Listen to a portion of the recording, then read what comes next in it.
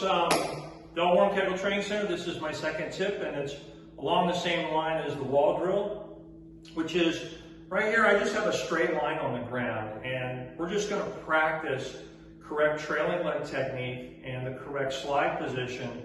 And we know how important that is to balance and consistency and especially direction. So right here, all I have is a divider line between the carpet and the tile.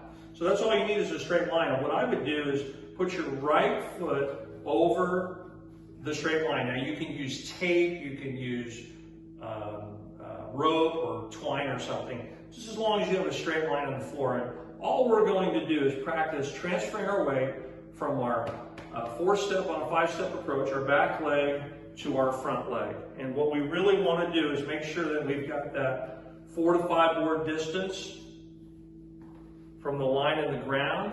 We also want to make sure that the angle of our foot is parallel to that line. And once we can do that, now we just want to bend over a little bit like we're at the top of our swing, go forward and go through a follow through, and we can look down at the floor to make sure that that foot is straight. Now that sounds really simple, but I can tell you that the majority of the folks that I work with don't do this.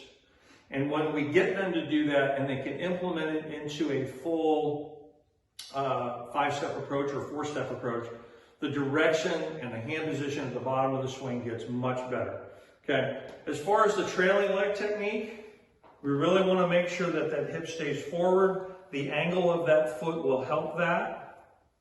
So for example, if I turn my foot this way, you can see my hip open. If my hip opens to this line on the ground, I'm going to have to over-rotate my right shoulder.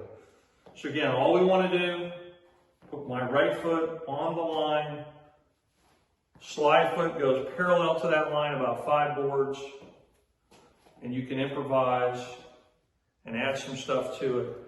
But you know, feel that weight transfer as you go forward, and notice how my arm just naturally goes down that target line when my body position and my hips are going down the line of play.